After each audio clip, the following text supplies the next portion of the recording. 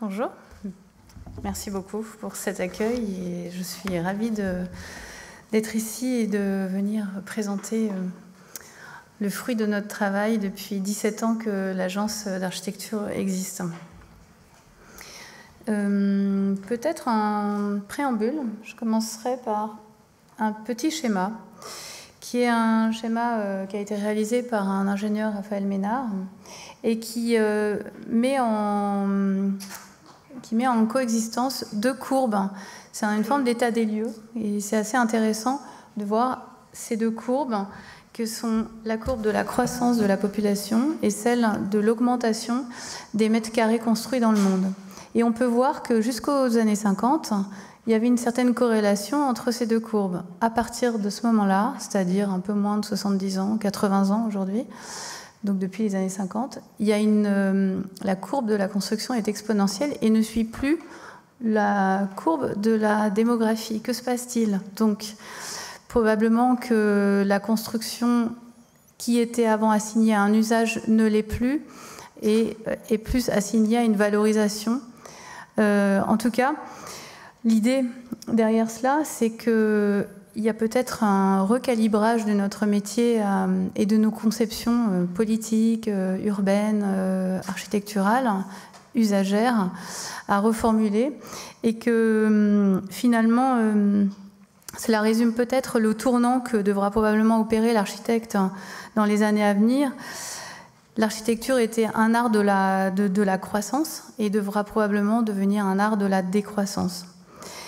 Et pour cela, il y aura un travail très probable, et c'est ce que nous allons explorer aujourd'hui, sur la question de la transformation, du renouvellement, mais aussi comment donner de la valeur à ce qui aujourd'hui n'en a pas ou quasiment pas, c'est-à-dire les espaces non bâtis, les espaces paysagers, la nature, tous ces espaces-là qui ne sont pas considérés comme les mètres carrés qui sont sur cette courbe. Donc on va aujourd'hui, à travers deux problématiques, une première qui présente la réhabilitation comme une exploration du présent pour réinventer le futur, première étape pour essayer de répondre à ces questions, et une deuxième partie qui, à travers l'accueil du vivant, nous invite à re-questionner notre rapport au temps, à l'incertain et à l'aléatoire, et à se poser la question de qu'est-ce que l'héritage finalement? Est-ce que l'héritage, c'est la cathédrale Notre-Dame à Paris ou les bâtiments similaires? Oui, pratiquement tout le monde est d'accord avec cela. Mais est-ce que l'héritage, c'est pas aussi, et on en aurait peut-être besoin, le patrimoine du XXe siècle? Est-ce que la tour Montparnasse, construite en 1970, est un héritage aujourd'hui? Mais aussi, est-ce que la question du vivant et de la biodiversité n'est pas en train de devenir un héritage précieux avec de plus en plus de politiques urbaines qui commencent à le comprendre et le présentent dans les nombreux projets, les programmes. La réhabilitation, on va parler pas mal de réhabilitation, contrairement à ce que l'on croit, ça donne vraiment des ailes pour réinventer. Ça permet d'ancrer un territoire, ça permet de travailler sur les spécificités d'un lieu, d'en faire de l'architecture unique et pas sérielle. Donc la réhabilitation est véritablement un vecteur. On va commencer ici avec un projet de caserne qui est dans le 13e arrondissement de Paris. Vous voyez un petit point blanc au sud. Et on transforme cette caserne qui date de 1875, pardon, je me trompe de 100 ans. Une caserne que l'on transforme en université de droit pour la Sorbonne. Et alors, l'une des particularités de cette caserne, lorsqu'on arrive sur les lieux la première fois, c'est qu'on a là 1,2 hectare de surface enrobée, étanchée, en plein cœur de Paris. C'est la place d'Armes, c'est l'espace historique, fonctionnel d'une caserne, un espace de représentation, de redistribution des flux, un espace où on se met au garde à vue et un espace vraiment qui a un rôle prépondérant dans l'organisation de la caserne. Eh bien, le projet va partir de cet espace vide, finalement, pas des mètres carrés, pas des espaces que l'on va avoir... je regarde s'il y a un pointeur... Vous voyez le bâtiment de droite et de gauche, voilà, droite et de gauche, qui sont les bâtiments à réhabiliter. Les salles de classe à droite, les salles de classe à gauche, pardon, la bibliothèque et recherche à droite, et en partie centrale, cette place d'armes qui va déclencher tout le projet. Parce que, contrairement à rajouter un bâtiment qui devait relier les deux bâtiments, on va rajouter un paysage. Et le bâtiment de liaison va se trouver sous le paysage. Et à partir de là, on travaille la topographie de manière à faire redescendre la place d'armes, ce nouveau paysage que l'on désenrobe et qui redevient un espace de pleine terre de 1200 mètres carrés, qui vient chercher la galerie que vous voyez en bas, qui connecte les deux bâtiments de droite et de gauche, avec tout un travail sur les parcours, 3 escaliers qui franchissent cette prairie de graminées qui est inspirée du travail de Piet-Oudolf, qui crée comme ça des tableaux de graminées et qui changent de couleur en fonction de la saison. Avec ce que vous voyez aussi sur la droite, ces alignements de platanes qui sont le véritable patrimoine aussi et qui sont d'ailleurs les éléments classés de la caserne, et que l'on va garder, magnifier, respecter grâce à cette prairie de graminées qui n'entre pas en concurrence avec. Et puis ensuite, toute une série d'aménagements que l'on va créer pour les étudiants. N'oublions pas que le programme, c'est une université de droit. Donc, tous les espaces des bâtiments donnent sur ce jardin nouvellement créé, avec ces escaliers qui ont 3 vitesse de descente différentes, qui permet à la fois d'aller vite, mais de pouvoir se poser, de pouvoir profiter de ce nouvel espace avec un jardin qui monte littéralement sur le bâtiment de cette galerie. Cette galerie, où est-ce qu'elle mène? Eh bien, finalement, on voit sur cette coupe qu'elle descend. Elle descend et vous voyez, mon pointeur ne marche pas, mais vous voyez sur la droite un amphithéâtre. Et finalement, depuis la partie tout en bas à droite de l'amphithéâtre, on peut voir le jardin tout en haut à gauche. C'est-à-dire que le locuteur peut voir le jardin pendant qu'il est en train de présenter aux élèves son travail. Cet amphithéâtre prend place dans un parking, un ancien parking, donc il n'y a pas de petit profit, on réutilise tout le bâtiment. 500 places, donc il a vraiment une capacité universitaire confortable. Différents espaces, puisqu'on passe une caserne, c'est un espace un lieu de vie, de sommeil, donc c'est du logement en fait. On arrive ici dans un équipement, donc quelques verticalités à recréer, dans lesquelles on va jouer avec l'acier. Vous l'avez vu tout à l'heure sur les escaliers extérieurs, vous l'avez vu dans la galerie. C'était de l'acier pré-patiné, on appelle ça de l'acier Corten. Là, il est naturel et permet de monter avec cette double volée renversée aux étages. Et les étages ont eux aussi une autre particularité avec laquelle on a travaillé, qu'on a essayé de ne pas gommer à travers les voûtins que vous voyez au plafond. Ces voûtins, en vérité, normalement, on aurait dû les encoffrer, on aurait dû mettre un faux plafond pour les faire disparaître, car ils n'ont aucune capacité à tenir au feu et ils n'ont pas de capacité acoustique. Or, dans une bibliothèque, c'est ça dont on a besoin. Et on va s'arranger pour que ces voûtins que vous voyez... Oups, là, pardon, je vais un peu vite. Ah, oups, mince, pardon. Ah oui, non, pardon. Voilà, pardon. Ces voûtins, du coup, que vous voyez là, vont être conservés de façon à pouvoir garder les fenêtres tout en hauteur. On a 3,50 m ici, c'est extrêmement confortable, mais ça veut dire que tous les réseaux sont en apparent. Ça veut dire qu'on casse très peu le bâtiment aussi. Que vous voyez en bas, ce sont les plans du projet, en haut, ce sont les plans de l'existant. Pour créer les salles de bibliothèque, on vient juste casser les parties qui sont ici, le long des fenêtres, de façon à créer des espaces traversants, c'est la bibliothèque, donc, avec des espaces extrêmement lumineux. Les réseaux apparents, on minimise le second œuvre, et puis on travaille des matériaux nobles, le bois qui va venir en dialogue avec ce bâtiment qui est extrêmement très beau et très bien construit. Les réseaux apparents, qui ne sont pas gênants, mais qu'il faut travailler du coup différemment. Et puis ces tables et toute cette menuiserie, les détails que l'on a conçus de façon à travailler des matériaux qui soient agréables pour le travail. Là, on a travaillé avec de la plomberie qui fabrique une feuille de plomb qui fait les lampes.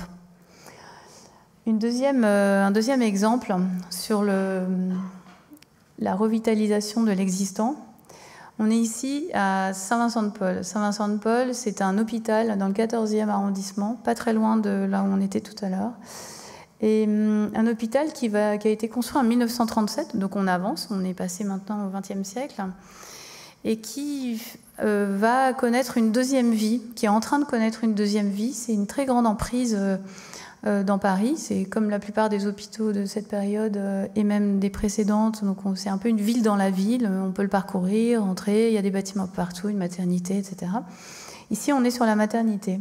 Nous, on a travaillé sur ce bâtiment de la maternité pour le transformer en école, en crèche, en école maternelle élémentaire, en crèche, en tiers-lieu et en équipement sportif. On est ici sur un bâtiment qui est aussi extrêmement bien construit, en béton et en briques, qui a été relativement peu transformé, un petit peu, mais qu'on va remettre dans son état initial. Et vous pouvez voir sur ce plan, la maternité dont on va parler, c'est le bâtiment Pinard en haut à droite. On ne voit pas très bien, mais en haut à droite. Donc il forme comme ça un grand carré avec une cour aujourd'hui. Et ce qui est intéressant de préciser, c'est que tous ces lots que vous voyez sont en train de partir en études, le sont déjà ou sont déjà en chantier. Donc c'est une vraie petite ville, c'est un quartier, une petite ZAC en fait, avec des logements, écoles, des bureaux, etc., qui est en train de se reconstruire sur le site de cet ancien hôpital. Et pendant 5 ans, entre 2015 et 2020, il y a eu toute une opération menée par la ville de Paris par une occupation temporaire par les grands voisins. C'est-à-dire que tout le quartier a été... il y a eu une intensité d'appropriation, d'usage, autour d'associations avec de l'accueil du logement temporaire, du logement d'urgence, des associations de quartier, toute une expérience à la fois urbaine et sociale qui s'est mise en place et qui a pris place pendant 5 ans, avec un très très fort succès. Donc on vient s'installer on prend la suite de cette installation temporaire avec la maternité, donc Pinard que vous voyez, qui longe le couvent de la Visitation, un espace boisé assez majestueux. Et vous apercevez tout de suite ce bâtiment avec ses 3 toitures en tuiles et un bâtiment bleu qui a été rajouté dans les années 70. On va essayer, premier réflexe, on va essayer de retrouver le bâtiment dans son état initial, c'est-à-dire simplement U. On voit ici, le bâtiment, l'aile nord a disparu et les 2 toits qu'on voyait ici à gauche et à droite, qui étaient des toitures qui avaient été rajoutées dans les années 70, on va les supprimer, retrouver le bâtiment dans sa morphologie initiale, de manière à rendre ces 2 toitures accessibles, à en faire des jardins, des serres qui vont être connectés avec les salles de classe et qui vont pouvoir donner accès à des espaces pédagogiques supplémentaires. Eh bien, depuis la salle de classe, voilà ce qu'on voit lorsqu'on a enlevé le bâtiment du fond, qui repositionne aussi le bâtiment dans son échiquier urbain avec la vue sur les îlots, la tour Montparnasse. Et donc on a là une cour qui, du coup, s'ouvre sur le cœur d'îlot.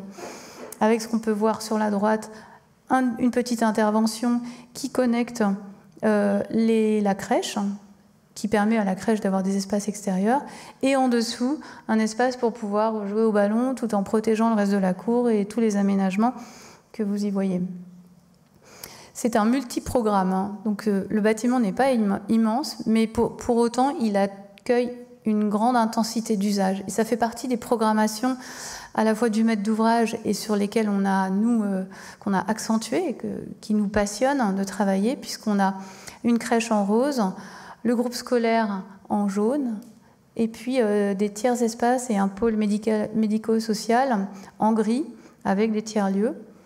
Et ensuite, le gymnase que vous voyez en bleu, que vous voyez en bleu, et que vous voyez ici, sur la coupe en bas, qui prend place sous la cour de récréation. Donc le feuilleté programmatique est extrêmement intense, il n'y a pas de surface, il n'y a pas de mètres carrés perdus ici.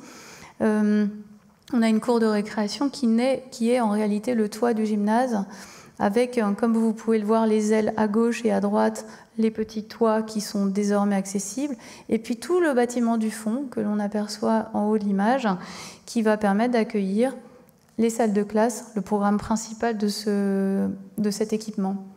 Une autre vue depuis le bâtiment qui a été démoli vers les salles de classe. On voit qu'en première partie, en premier plan de l'image, à la place du bâtiment démoli, de l'aile nord démolie, on aménage un jardin, 1500 mètres carrés de terre, de jardin pour les élèves, pour pouvoir venir faire des explorations, des expérimentations, observer la nature, la biodiversité, accompagner des maîtresses, puisqu'on est là dans un espace partiellement sanctuarisé et donc qui va être utilisé sous forme d'atelier. Et puis enfin, sous cette cour de récréation, ce grand gymnase qui va être ouvert au quartier, qui n'est pas uniquement réservé à l'école maternelle et élémentaire, et qui est construit entièrement en structure bois, dans lequel on a réussi, malgré le fait qu'il soit enterré, à retrouver des espaces de jardin qui viennent éclairer le bâtiment, l'équipement en contre-haut. L'accès du gymnase, puisque son accès se passe sous l'aile nord, sous le bâtiment déposé, et puis un bâtiment qui va pouvoir vivre à différents moments de la journée à l'aide de chronotopies, c'est-à-dire par exemple, sur les 3 images du haut, c'est le même espace. Donc là, on a un espace qui est une bibliothèque, mais qui peut, pour les associations de quartier, devenir une salle de bridge, une salle de cours de yoga, je ne sais quoi, tout ce qu'on peut imaginer, en fonction des besoins et en dehors des temps scolaires. Puisque une école, on le sait tous, ça, à 4h30, ça vit pratiquement plus. Il n'y a plus que quelques élèves, et puis à 18h, c'est fermé, le centre de loisirs ferme. Le week-end, c'est fermé. Donc il y a là toute une superposition, en vérité, d'usages qu'on peut imaginer et qu'on a tenté d'imaginer ici, à travers aussi la question de la cour de récréation, que vous voyez en partie basse, qui pourra accueillir un cinéma en plein air à droite, une foire aux livres, une kermesse, et tout un tas d'activités qui permettent aussi aux gens du quartier de venir dans cette cour de récréation en dehors des temps scolaires. On est ici sur le plan du rez-de-chaussée, et pour préciser cette intention, vous voyez qu'en partie basse, là où il y a les numéros 2, on a les accès, l'accès central, je sais pas si on voit pas très bien, voilà, l'accès central, les grands halls, les pré-halls, qui sont connectés avec la cour de récréation, elle-même connectée avec la restauration et avec la bibliothèque. Et donc, c'est pratiquement tout le rez-de-chaussée qui peut être ouvert au public en dehors des temps scolaires. Et donc là, tout d'un coup, on a une intensification de l'usage de ces espaces qui habituellement sont vides le week-end, qui peut faire vivre véritablement cet équipement. Un deuxième sujet sur lequel on a vraiment travaillé, c'est l'organisation il y a une partie de l'image qui est brûlée, mais ici, en fait, on a les salles de classe qui sont attenantes avec cette circulation. De même qu'ici, on a aussi les salles de classe attenantes avec la circulation. Tout ça pour dire que finalement, en général, les salles de classe ici sont mono-orientées avec une coursive, un couloir, un espace qui vient les desservir. Cet espace peut être éclairé naturellement. Mais elle-même, la salle de classe est mono-orientée. On s'est dit que finalement, si on supprimait ce couloir, on récupérait 40 mètres carrés de circulation. Ça marche très bien sur ce projet, sur cette réhabilitation, parce que le bâtiment principal fait 9 mètres. 9 mètres, c'est très étroit pour mettre du programme, que ce soit du programme de logement ou du programme d'école. Et donc, en se disant que finalement, on a 9 mètres d'épaisseur, nous permet de rentrer une classe dans la largeur et d'avoir des classes doublement orientées, avec la partie rouge que vous voyez là, qui n'est autre que cette circulation qui a changé de forme et qui va faire la césure entre les deux classes. Et ça, tout d'un coup, c'est quelque chose qu'on rajoute. Les salles de classe sont ici, traversantes, ici aussi. Et entre ces salles de classe, on a un espace hybride qui est l'espace des possibles pour les enseignants, pour faire créer des programmes pédagogiques, mélanger les différents âges. Les grands s'occupent des plus petits, pour créer des ateliers en petits groupes, pour stimuler la créativité, pour démultiplier et sortir un peu de la traditionnelle salle de classe desservie par son couloir. Et ce qu'on peut voir aussi sur cette image, c'est les 2 circulations verticales pour les 2 classes. Et donc cela permet également de créer des circulations qui sont apaisées. C'est-à-dire que dans cette école, il y a 9 classes, 5 élémentaires et 4 maternelles. Ça permet aussi de mélanger plus facilement, de ripper une classe maternelle en élémentaire et vice-versa en fonction des élèves, et que tous ces élèves-là, qui ont parfois des différences d'âge importantes, descendent par des circulations qui sont apaisées, mais en tout petits groupes, puisqu'ils descendent classe par classe. Donc on change aussi l'ambiance à travers cela des moments de récréation, des pauses méridionales, etc., en réduisant le nombre de flux à la fois dans les circulations communes. Et puis enfin, le réemploi, puisque vous l'avez compris, il y a des ambitions assez fortes environnementales sur ce projet. La question du réemploi, comme vous voyez sur l'image de gauche, en rouge, c'est tout ce que l'on a déposé. Donc les 2 toitures, on en a parlé, on a en tuiles, l'aile nord qui est à gauche, avec son toit et ses structures métalliques qui abritaient des locaux techniques. Tout cela a été déposé et va servir à une multitude d'aménagements à l'intérieur du bâtiment, notamment les tuiles qui vont être réutilisées pour faire des tuiles sur champ pour les sols. Ici, vous voyez les fenêtres, toutes les menuiseries extérieures qui sont en simple vitrage, donc que l'on change. On a trouvé une entreprise qui les découpe en rondelles et qui fait du parquet à champ, comme vous voyez en dessous. C'est très très beau. Ça aussi, on sort des standards de standardisation des matériaux parce que c'est du sur-mesure. C'est des entreprises. On retrouve aussi un lien avec l'artisanat, avec la main de l'homme, avec le sur-mesure et les manières, les inventivités un peu de chaque entreprise pour faire des choses précises. Pareil pour la brique de réemploi qu'on va utiliser dans une paroi biodiversitaire. Et puis la charpente des toitures que l'on va utiliser aussi pour faire du terrazzo de réemploi. Et évidemment, on réemploie les radiateurs, les lavabos, etc. Donc en tout, c'est 120 tonnes de matériaux ou d'équipements qui sont récupérés dans ce bâtiment, donc 90 tonnes qui sont réutilisées directement dans le chantier du projet, avec des éléments qui proviennent d'autres chantiers de déconstruction, puisqu'on en a rajouté. Ça, c'est les radiateurs qu'on dépose.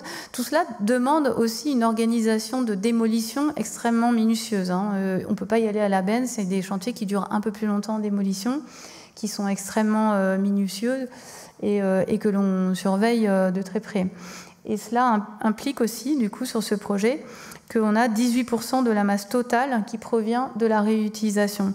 Et cela implique 8% de réduction des émissions de carbone sur le bâtiment. Donc on a vraiment des objectifs qui sont extrêmement ambitieux que l'on est en train de mener à bien à travers ce chantier qui est en cours et qui sera livré dans plusieurs mois. On est ici dans le gymnase. Et puis, sur la question de la réhabilitation, transformation, on est ici sur un 3e projet, une 3e réhabilitation. Encore une histoire, c'est que des histoires individuelles, des histoires de réhabilitation, puisque on est toujours dans un sur-mesure, ça permet d'ancrer aussi les projets dans leur lieu et on ne peut pas appliquer 2 fois de suite la même recette. On est ici dans le nord, le petit point rouge que vous voyez, rue des Poissonniers, dans le 18e arrondissement. Alors une rue très, très, très vivante, avec beaucoup d'activités, des commerces. Enfin voilà, une rue du 18e arrondissement comme on les aime. Mais alors on est dans vous voyez, une copropriété des années 70. Notre champ d'intervention est ici. Devant un grand bâtiment de logement pour ICF, la SNCF, des logements pour les cheminots qui travaillaient sur les voies ferrées qui sont juste derrière. Et cette copropriété des années 70, quand on arrive, et c'est encore le cas, avec des divisions en volume dans tous les sens, vraiment beaucoup de copropriétaires, une grosse complexité dans la copropriété. Et voici le bâtiment sur lequel on va intervenir, un petit bâtiment ici qui va être déposé, avec une fresque que l'on a déposée et réinstallée dans le bâtiment, puisque les enfants, les ayants droit de l'artiste sont vivants, et c'était une exigence. Mais vous le voyez quand même, un rez-de-chaussée qui n'est pas très urbain, qui est un peu tristounet et qui déplaît à beaucoup de riverains. Alors on va travailler là-dessus aussi. Comment rendre les rez-de-chaussée urbains, apaisants, vivants, comment faire que les gens se croisent dans ces devants d'immeubles. Le terrain brut, enfin le sol brut, la parcelle brute, sur 2 niveaux de parking sur lesquels on ne va pas intervenir, on va travailler davantage sur le rez-de-chaussée et le premier étage, avec cette grande dalle que l'on va surélever. Et l'intérêt là, c'est que ces 2 niveaux de parking sont construits en béton, bien évidemment, et c'est de là que tout le projet va partir, avec l'idée de ne pas créer une dalle de répartition, de prolonger toute la structure du parking avec les points d'appui existants qui vont donner le rythme des points d'appui de tous les étages à venir. C'est-à-dire que les 5 étages qui sont positionnés vont reprendre exactement la structure du parking qui fait 7,30 m et 5,80 m. C'est des pas qui ne sont pas spécialement standards pour du tertiaire, ni pour du logement, ni pour... Donc on est vraiment là, encore une fois, dans du sur-mesure, avec ces bâtiments qui sont en épanelage sur la rue des Poissonniers pour redonner de la lumière, des patios qu'on va aller explorer ensuite, et puis cette aile qui fait face au logement avec un grand jardin qui sépare les 2 bâtiments. Voilà une vue, ça c'est une image 3D de l'opération dans son ensemble, voilà, qui vient vraiment à l'aplomb des parkings, avec certaines complexités que je n'ai pas vraiment évoquées, mais ici on a un parking en plein air au premier étage, donc ce parking-là, dans ce parking, il y a des places de stationnement qui appartiennent à tous les habitants du quartier. Donc il a fallu négocier avec chacun pour faire des retombées pour les canalisations, pour les circulations verticales, les escaliers, les ascenseurs, etc. Ce qui a donné une complexité folle à toute l'organisation et à la négociation et à l'organisation des bureaux qui se trouvent au-dessus. Ici aussi, on est sur un feuilleté de programme, encore une fois, un bâtiment qui a une programmation assez intéressante, puisqu'on a du logement étudiant sur la droite, des espaces de bureaux qui viennent sur la rue et qui ceinturent une partie des patios que vous voyez là, les 5 patios, des logements pour la ville de Paris, des commerces. Donc on a aussi là quelque chose qui doit fonctionner ensemble. Vous voyez sur le toit tous ces aménagements paysagers avec des serres. Il y en a une partie qui sont des serres techniques et puis une partie comme celle-ci qui sont des serres à vocation de bureau, des salles de réunion qui sont aménagées en bureau. Et puis en façade, cette façade avec des espaces extérieurs pour les bureaux connectés, on le reverra tout à l'heure sur des photos. Et puis les 5 patios qui viennent oxygéner les barrettes de bâtiments. Un plan du rez-de-chaussée qui montre la complexité et la structure poteau-poutre qui remonte du 2e sous-sol, exactement à l'aplomb, avec deux accès principaux, un dans l'angle qui est l'accès à la résidence et des bureaux ici, et puis un deuxième ici qui permet d'avoir 2 adresses pour toute la surface de bureau. On a ici une vue, un plan masse, dans lequel on voit mieux les espaces, les parties bâties et non bâties. Et puis, une vue depuis la rue, avec l'entrée de la résidence étudiante sur la droite, et puis ensuite la fresque qui a été repositionnée dans le hall, et toute la résidence étudiante qui a ses fenêtres sur le petit jardin qui se trouve sur la droite, et puis ensuite les espaces de bureaux qui se déploient ici, avec les commerces au rez-de-chaussée. Ce qui est très intéressant aussi d'expliquer sur cette image-là, c'est qu'on a beau avoir 5 programmes différents, on a un pas d'étage qui fait 3,35 m. 3,35 m, c'est pas très standard pour du bureau, ça non plus. On est ici dans le hall avec la fresque et donc un hall traversant, extrêmement lumineux pour que ce qui se passe à l'intérieur se voit depuis l'extérieur, qu'il y ait une porosité, une continuité des sols, une lumière qui vient vraiment chercher chacun des espaces.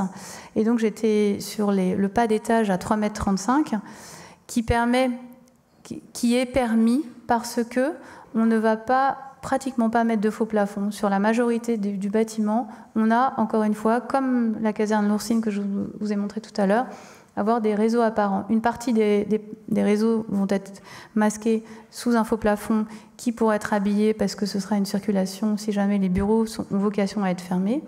S'ils ne le sont pas et que ça reste un open space, on va avoir ce pas d'étage constant de 3,35 m, mais qui permet quand même, pour les utilisateurs des bureaux, d'avoir cette grande hauteur de 3,35 m qu'ils n'ont jamais quand on a des faux plafonds qui redescendent à 2,70 m. Donc finalement, en mettant le moins possible de gros œuvres et le moins possible de faux plafonds, on réussit à offrir plus de hauteur pour les utilisateurs avec moins de hauteur générale sur l'ensemble du bâtiment qui fait 5 étages et qui a quasiment 1,30 m de moins dans la globalité grâce à cette économie de hauteur. Cela, ça bénéficie également à la résidence étudiante, bien sûr, puisque 3,30 m dans du logement, ben, c'est finalement assez rare. Et quand il y a une canicule qui fait un peu chaud, etc., on commence à retrouver, enfin, on sait tous les bénéfices d'un pas d'étage haut dans ces moments-là. Mais cela permet aussi de ne pas avoir des variations de pas d'étage. Et encore une fois, sur la question de la réversibilité ou de la flexibilité, ça veut dire qu'on peut changer le programme d'une trame à l'autre sans avoir besoin de redéposer un permis de construire, de modifier la façade, puisque le pas d'étage est constant et que les programmes peuvent circuler d'une trame à l'autre. Ici, ce qui est intéressant sur cette image, c'est que la structure est totalement en bois, mais il y a quelques incartades.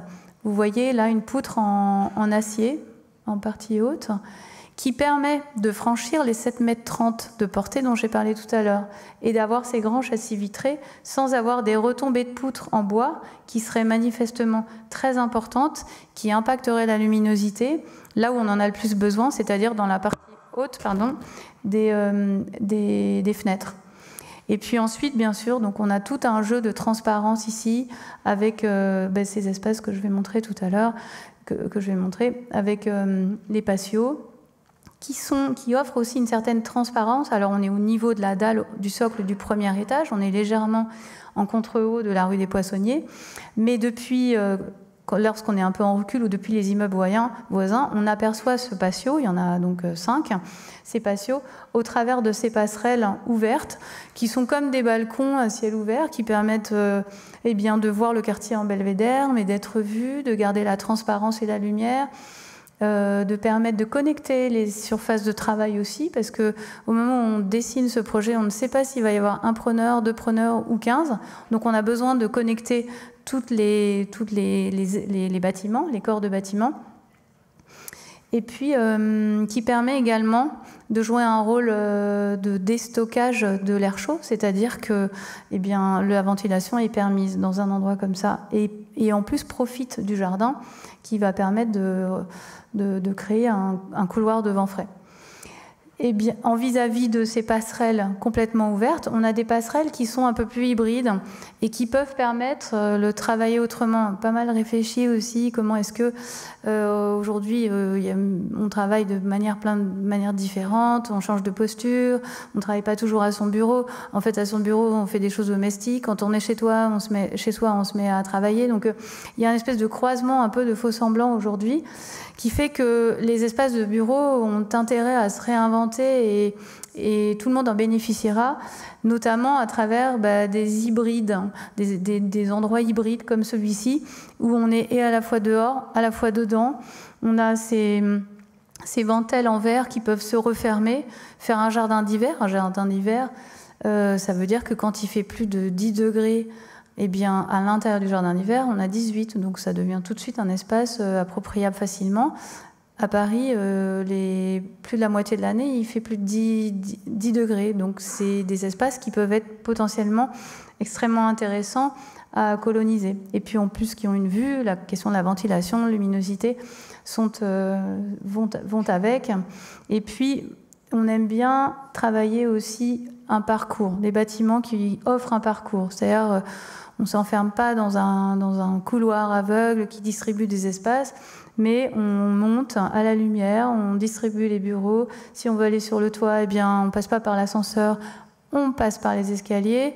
Pour passer par des escaliers au détriment des ascenseurs, eh bien, il faut que ces escaliers, ces circulations communes soient agréables, lumineuses, qu'on les voit, qu'on soit vu. Enfin, il y a tout un soin qu'on a souhaité mettre aussi dans le parcours de ce bâtiment, dans lequel pour l'instant on peut aller vraiment partout, et aussi sur les espaces extérieurs qui sont attenants au bureau. C'est vrai que le bureau, pour qu'il soit agréable, eh bien, il y a une dimension domestique qu'on leur donne de plus en plus, et cette dimension domestique est apportée avec les espaces extérieurs. Aujourd'hui, cela ne fait plus l'ombre d'un doute. D'ailleurs, toutes les études sur le bien-être au travail mentionnent l'importance pour les utilisateurs des bureaux et des espaces du jardin.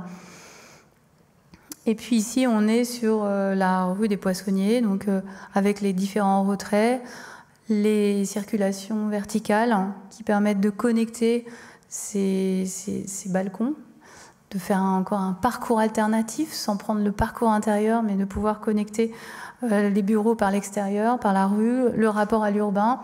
On est à quelques centaines de mètres du Sacré-Cœur, donc on a potentiellement des endroits où il y a des cadrages assez magistraux comme celui-ci, où on est dans l'un des derniers bureaux du dernier étage, avec les premières vues que l'on aperçoit sur le jardin, puisque là aussi on a des jardins en quinconce, l'une des serres, et puis ces grands aplats de jardin qui font plusieurs milliers de mètres carrés, dans laquelle il y a une partie comestible, et puis sur la résidence étudiante, une prairie calcicole en pleine expérimentation.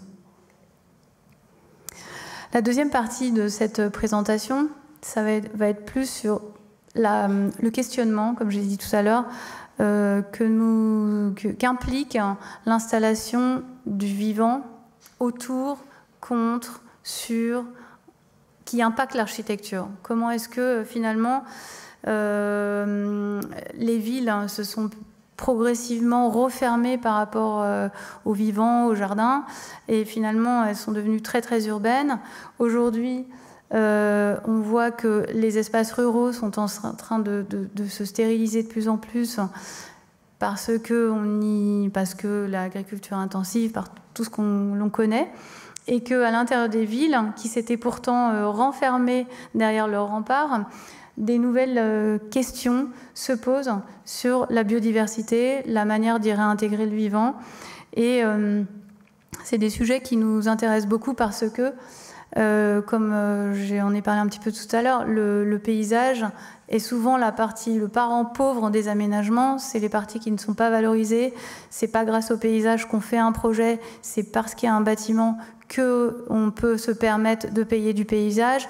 Et il me semble là qu'il y a une inversion des valeurs à mettre en place, ou en tout cas un premier rééquilibrage, de manière à ce que ces villes qui vont être de plus en plus denses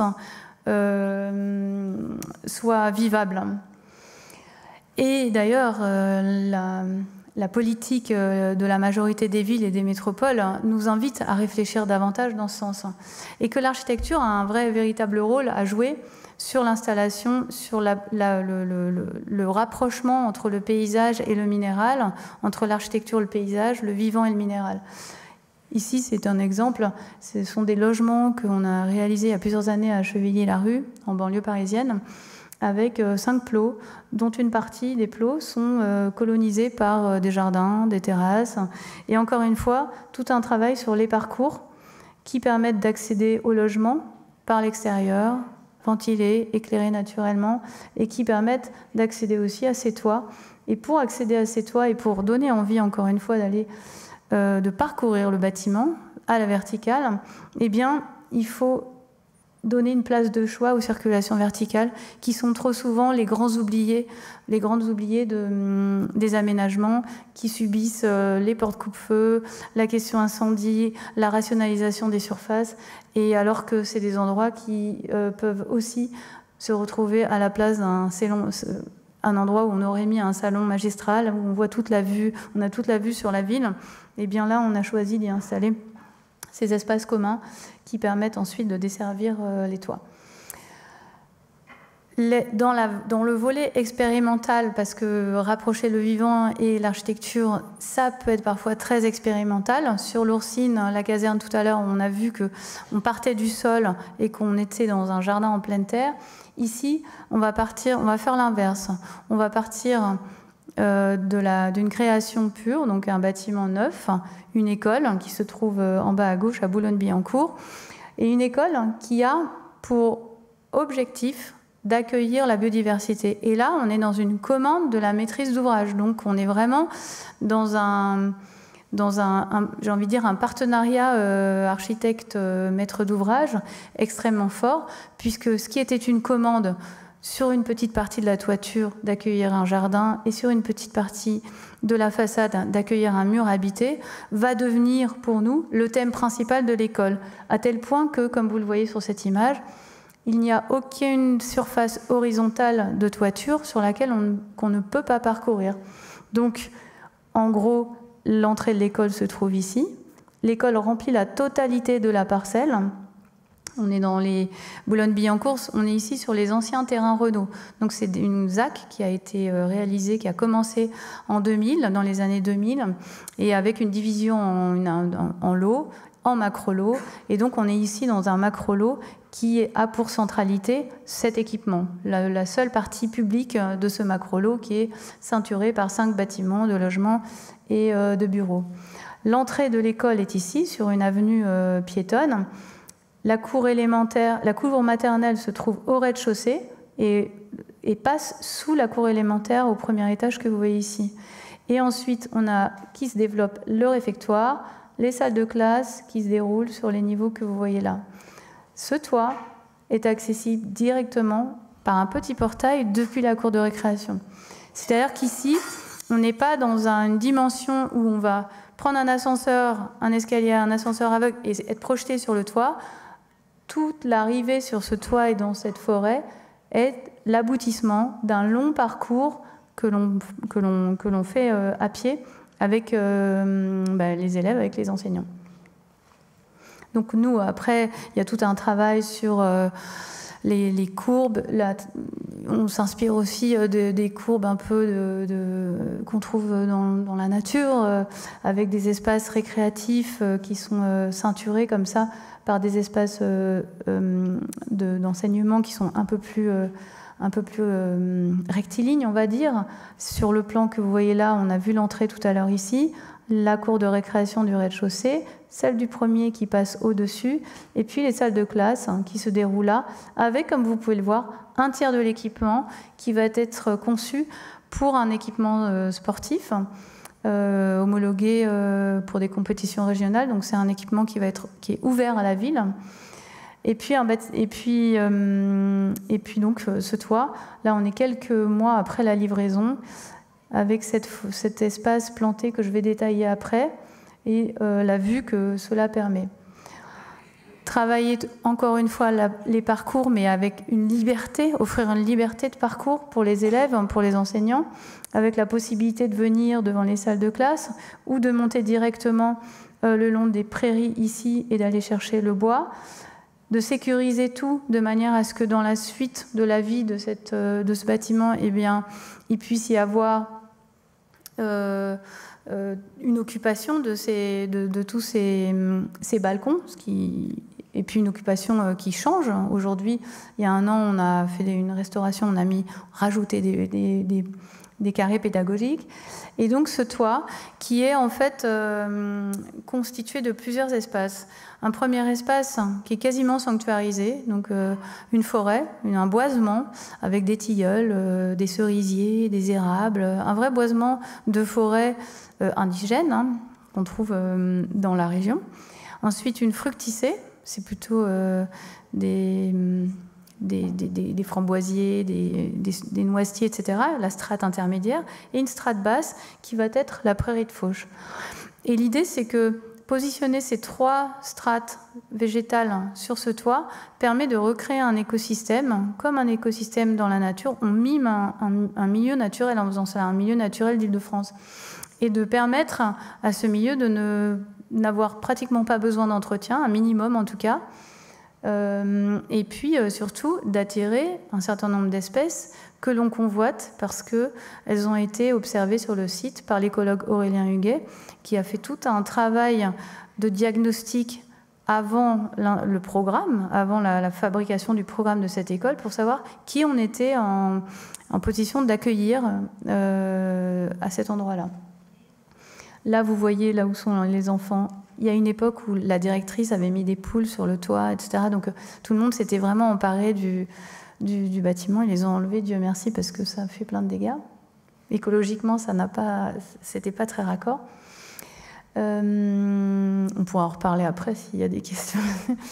Et puis sous cette forêt, eh bien, on a ce gymnase. Et là, on est vraiment pas dans l'opportunisme d'une réhabilitation comme tout à l'heure, mais dans une construction neuve. Donc tout est imaginé pour porter ce boisement au-dessus.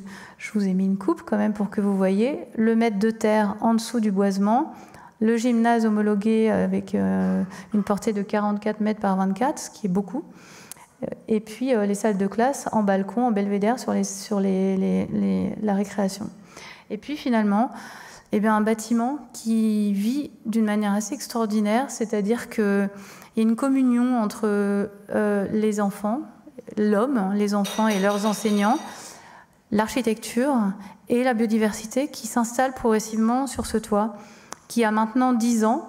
Donc c'est aussi l'occasion pour les enseignants de repenser les modèles pédagogiques, le faire ensemble, le travail en groupe, expérimenter, pratiquer, dialoguer, plutôt que d'être face à une salle de classe un peu muette. Et donc il y a là tout un protocole en fait qui varie en fonction des enseignants et en fonction des différents directeurs ou directrices qui se sont succédés. Mais en tout cas, il y a le potentiel pour faire quelque chose d'assez inédit et qui sorte des standards de la pédagogie habituelle. Et enfin, ce mur, alors ce mur qui questionne pas mal de gens, surtout au moment de la livraison, qui est un mur habité. Et donc nous, on a travaillé 2 ans sur la fabrication de ce mur, parce que mur habité, en fait, c'est au programme, mais on ne sait pas très bien comment on fait un mur habité. C'était en 2008, la conception. On réfléchit et on trouve un système en faisant des murs, des blocs de béton préfabriqués que l'on dispose, comme vous le voyez là, en quinconce, un peu comme des caplas, et qui vont permettre de démultiplier toutes les situations, parce qu'on va ceinturer les 4 façades du bâtiment avec ce système. Ce système, on voit, il est ajustable, c'est-à-dire que plus on est dans les parties basses et moins il y a de débords, plus c'est lisse donc, et moins il y a d'invitation à grimper sur la façade, et plus on est en partie haute, et plus on joue avec des débords qui vont démultiplier les situations en faisant des surplombs, des sous-plombs, des parties qui vont être ombragées, des parties beaucoup plus exposées au soleil, à la lumière, et avec l'idée que la biodiversité, on ne sait pas très bien où elle va s'installer d'abord, comment, etc. Mais qu'en démultipliant les situations, on va pouvoir augmenter les chances d'accueil du vivant. Avec l'idée aussi d'un travail sur le chemin, les différentes vitesses de ruissellement de l'eau qui descendent comme ça, puisqu'on a fait tout un travail de cannelure. Ces blocs de béton, ce ne sont pas que des blocs de béton simples, ils sont moulés. C'est très simple, c'est du béton standard, mais le moulage permet de canaliser l'eau et de permettre à l'eau de ruisseler le moins vite possible le long de la façade pour irriguer un maximum de façades. Et c'est là où il faut que je précise qu'on est sur une façade qui n'est pas monitorée, c'est-à-dire qu'il n'y a pas d'eau, il n'y a pas d'arrosage automatique, il n'y a pas de plantation, il n'y a pas de ruissellement, d'engrais, de choses comme ça. On est vraiment dans quelque chose qui s'apparente à une paroi rocheuse qui serait colonisée petit à petit par le vivant. Donc c'est un processus lent. Il faut savoir que le béton, au début, il a un pH qui est très très fort, donc le vivant a du mal à s'installer. Le pH décroît au bout de 7 ans, il n'est plus qu'à 7, et ensuite il arrive au bout de 10 ans, il n'arrive plus qu'à 3-4. Donc on arrive vraiment à des moments où ça peut s'améliorer. Et ensuite, ces blocs ont aussi des hôtels à insectes, et puis 90 nichoirs, comme vous pouvez le voir ici. Et ils se développent avec ces cannelures qui permettent de piéger les agrégats, un tas de choses. Donc pour qui construit-on? Finalement, à la fin, on ne sait plus très bien. Pour les enfants, les enseignants, pour les humains, mais aussi pour les hommes. Et quid de la standardisation du mobilier, de l'architecture, et est-ce qu'on n'est pas là en train de se dire qu'on sort d'une certaine manière d'une standardisation qu'on a bien connue depuis une centaine d'années, ou en tout cas qu'on l'amplifie à travers. Eh bien, ici, vous avez un exemple des nichoirs à passereaux, les hirondelles, rouge-queue, cavicole, etc., les passereaux. Et donc, toute une précision quasiment d'horloger sur la taille du trou d'envol de chacun des nichoirs, etc., pour être sûr d'accueillir un maximum d'espèces. Et tout cela, finalement, redéfinit l'identité d'un bâtiment avec faune et flore. Et aujourd'hui, vous voyez là un nid de mésanges, des mésanges qui sortent de leur nid. Ça, c'était même 2 ou 3 ans après la livraison.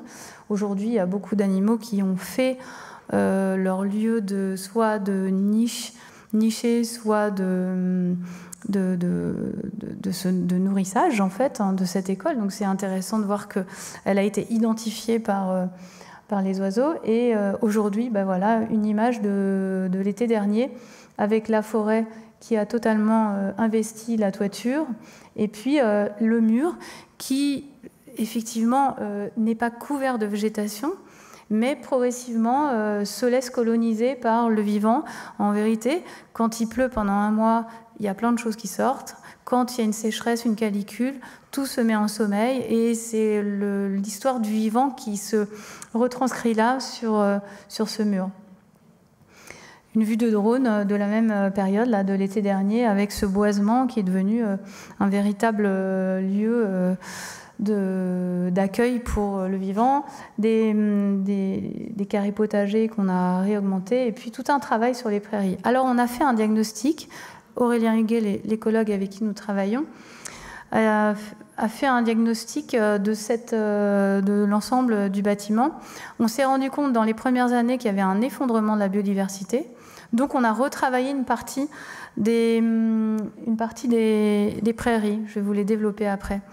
Qui a donné lieu à un diagnostic beaucoup plus positif quelques années après, avec aujourd'hui à 355 espèces sur l'ensemble du bâtiment.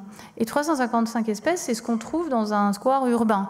Donc ça veut dire que là, on est à 12 mètres du sol et qu'on arrive quand même à avoir des martinets qui ont identifié le lieu, à avoir des nids voilà,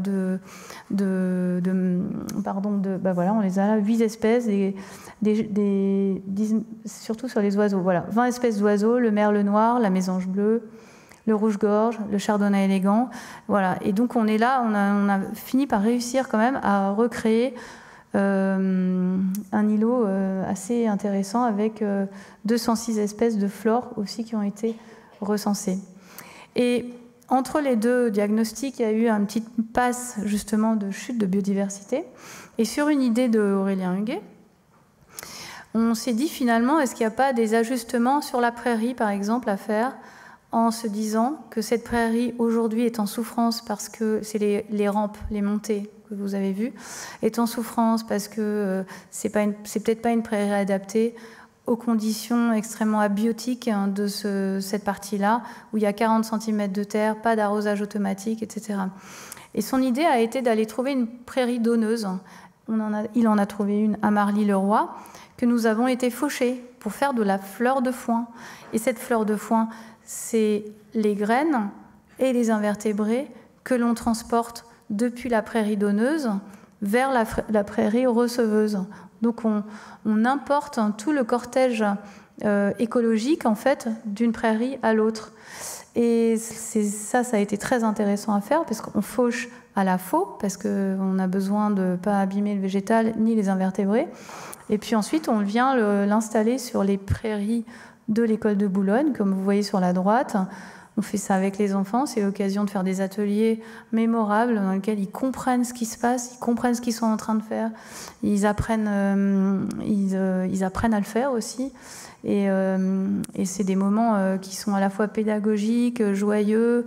C'est une forme de co-conception. Moi, j'appelle ça les journées d'action. On fait ça avec les architectes de l'agence aussi, mes paysagistes. Il y en a toujours une dizaine qui part en goguette pour venir faire ces journées d'atelier qui sont assez intenses. C'est pas la récréation. Et donc voilà. Comment est-ce qu'on a travaillé là-dessus? Tout cela a donné lieu à un livre, Accueillir le vivant, mais surtout a donné lieu à d'autres réflexions, puisque sur Boulogne, on a travaillé sur des modules préfabriqués. On s'est dit, mais derrière les modules, là, à Boulogne, il y a un mur de refend qui ferme l'école, qui ferme le gymnase, etc. Et donc on s'est dit, peut-être que, compte tenu de la question des ressources, où on accumule beaucoup les couches, on a l'isolant, la partie qui va cacher l'isolant, etc., etc., on accumule beaucoup de couches en fait sur les bâtiments d'aujourd'hui et les réhabilitations thermiques en cours. Peut-être qu'il faut réfléchir plus en masse, à travers des parois qui pourraient à la fois tenir, isoler, nourrir et accueillir le vivant. Et donc, le pôle recherche et développement des cimentiers CEMEX nous a ouvert ses portes. On a passé plusieurs jours chez eux à faire des prototypes en utilisant leur béton innovant. Le béton drainant, béton fin, etc., le béton poreux, un tas de... Et à commencer à... Ça, c'était les prémices un peu de nos réflexions sur la paroi biodiversitaire. Comment est-ce qu'elle peut venir piéger une lame de terre? Elle peut être à la fois remplir plusieurs rôles. Une paroi qui permettrait d'accueillir plusieurs rôles, plusieurs fonctions. Et donc, alors ça a donné lieu évidemment à des esthétiques un peu qui partent un peu dans tous les sens. On a réfléchi aussi à l'appauvrissement de ce milieu parce qu'un jardin vertical comme celui-ci, en fait, il y a une question de ruissellement, tous les agrégats qui tombent au fond, en bas, etc. Donc le mycélium peut être un partenaire pour redynamiser les sols. Et puis, cela a donné lieu, cette recherche, à une paroi qu'on a réalisée pour le nouveau siège des hôpitaux de Paris, de la PHP, à Saint-Vincent-de-Paul. On est ici dans le 12e arrondissement. Alors, on a réalisé ce grand bâtiment de bureaux qui sont les administratifs de l'hôpital, des hôpitaux de Paris, qui ont eux aussi des balcons, voilà, des bâtiments, des espaces de bureaux qui sont extrêmement confortables, très lumineux, et puis surtout, qui aussi, à leurs pieds, on va le voir sur les images, donc voilà, un bâtiment qui est comme un tripode avec des angles cassés qui permettent de recréer des façades sur les trois côtés. Donc les trois façades ont le même soin, il n'y a pas de façade principale, façade secondaire. Toutes les façades ont les mêmes qualités de luminosité et les mêmes qualités urbaines, avec aussi tout un travail sur la double courbe que vous voyez qui tient les balcons. Bâtiment qui a eu l'équerre d'argent il y a 3 ans. Et donc, qu'on a pris soin de concevoir sur la moitié du site, un peu plus de la moitié du site, pour dégager un jardin sur l'autre moitié.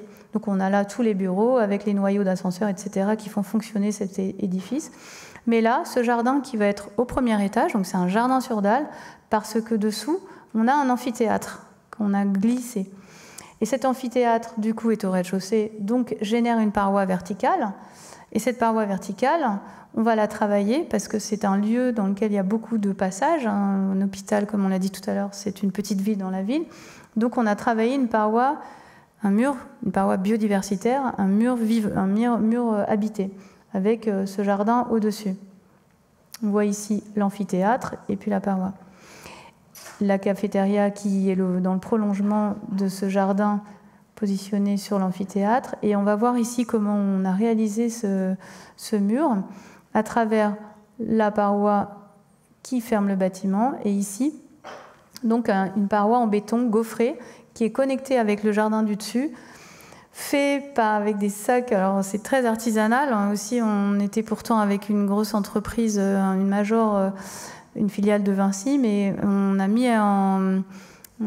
demandé aux ouvriers de rentrer en collaboration avec nous parce qu'il a fallu inventer un système pour créer les réservations. Donc on est là avec des sacs de congélation, créer ces trous qui permettent de connecter la terre qui est au fond et ensuite de venir calpiner tout ce mur d'enceinte qui referme en fait l'amphithéâtre qui est au-dessous, qui est en bas.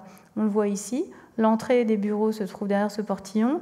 On a tout ce parcours qui mène sur le jardin comme un petit coteau. Là, il y a 2 mètres de terre sur la dalle. Et puis ensuite, ce mur habité que vous voyez là, et qui est conçu avec une petite cinquantaine d'espèces saxicoles, qui sont des espèces de parois. Là, on a planté, on a ensemencé, et on a fait le choix d'avoir un jardin vertical, voilà, qui a une palette végétale avec de la ruine de Rome, voilà, qu'on appelle ça. Bon, ça me reviendra. Et donc toute une palette végétale qui sait pousser verticalement. Du géranium persistant, voilà. Et donc de cette opportunité, on a continué à réfléchir les différents matériaux, puisque là, vous voyez que depuis tout à l'heure, on travaille le béton, que ce soit en bloc, que ce soit du béton moulé. Là, on s'est dit peut-être qu'il faut réfléchir avec des matériaux ressourcés. Des matériaux de réemploi. La brique pourrait être un matériau de réemploi, mais aussi la pierre sèche, ou la brique, le monomure, qui est un matériau qui est utilisé dans le monde entier, même dans les pays très riches ou très pauvres.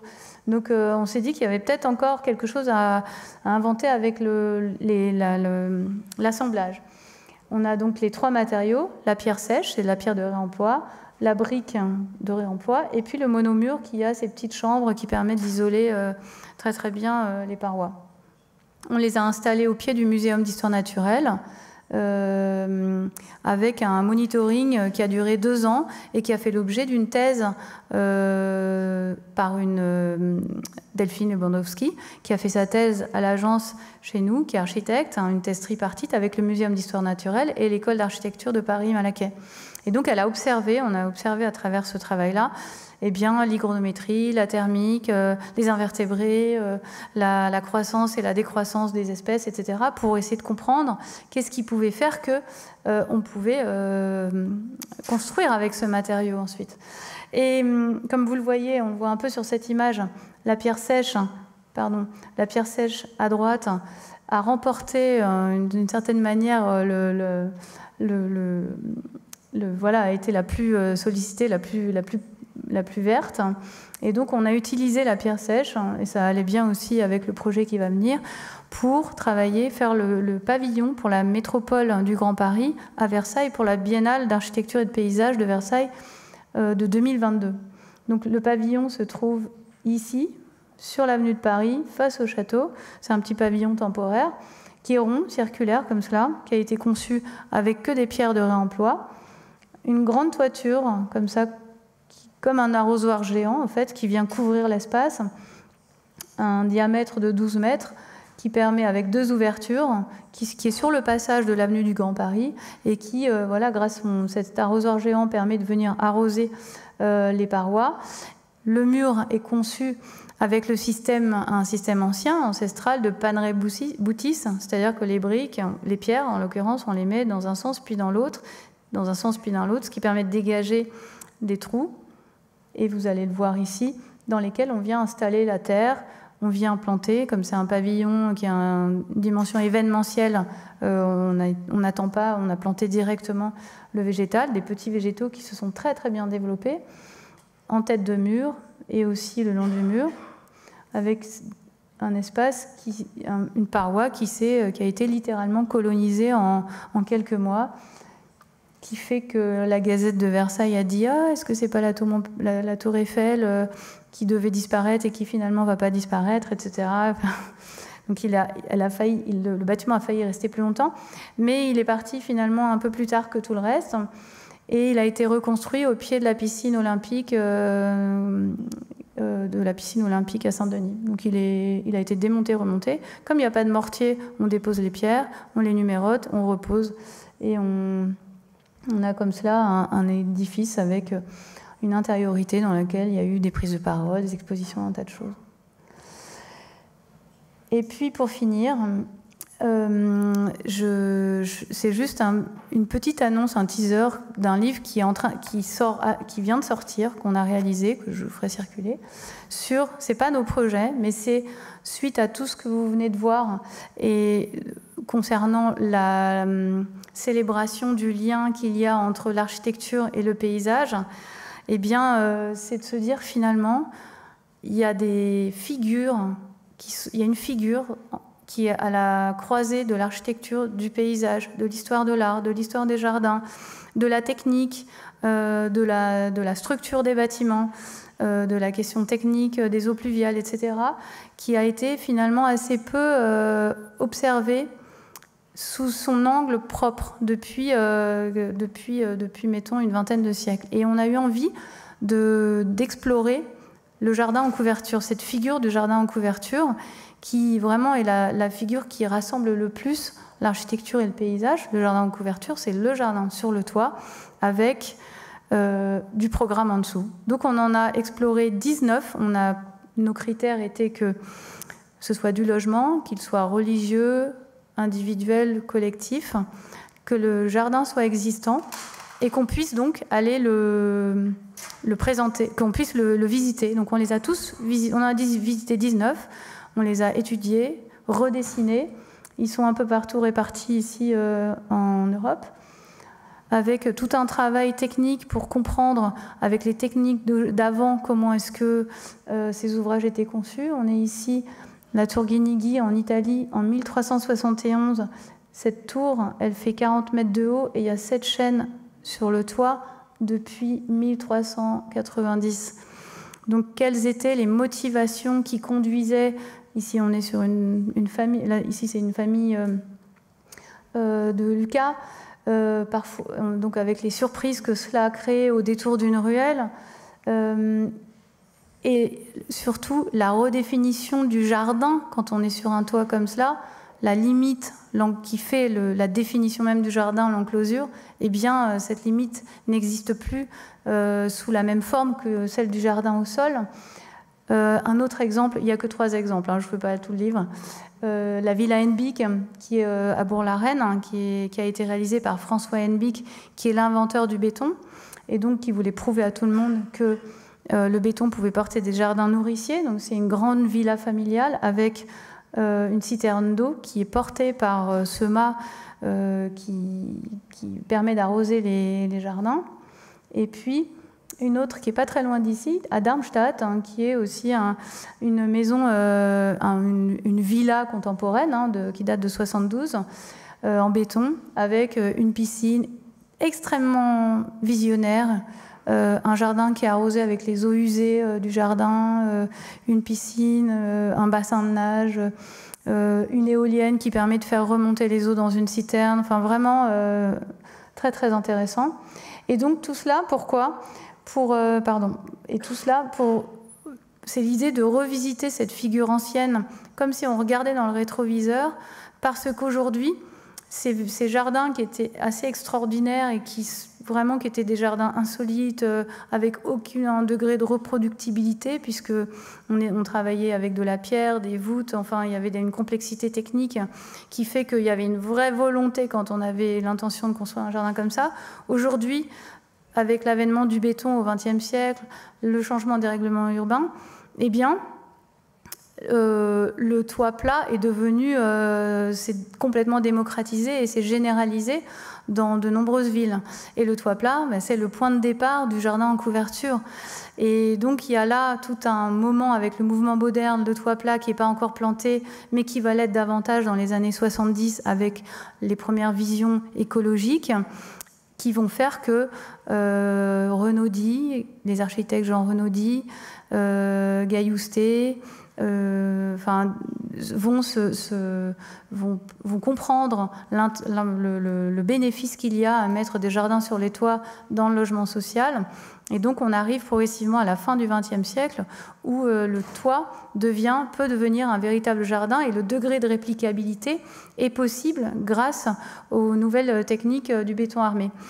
Et ce livre s'arrête volontairement à la fin du XXe siècle parce qu'à partir du XXIe siècle, eh bien, les métropoles commencent à demander dans leur PLU, dans leur plan d'urbanisme, d'installer en fait des jardins sur les toits plats ou de les végétaliser. Donc il se met là en place toute une mécanique nouvelle qui, alors que cette figure du jardin en couverture était hier un objet insolite, une folie d'un duc ou d'une famille, demain est en train de devenir une injonction demandée dans les plans d'urbanisme. Donc voilà, c'est toute cette espèce d'antagonisme qui est en train de se produire sous nos yeux. Et donc c'est un appel à observer ce qui s'est passé dans le futur. Et donc on essaye de présenter dans ce livre la beauté des choses pour que ça invite de nombreux concepteurs à continuer le beau. Voilà, j'ai fini. Merci.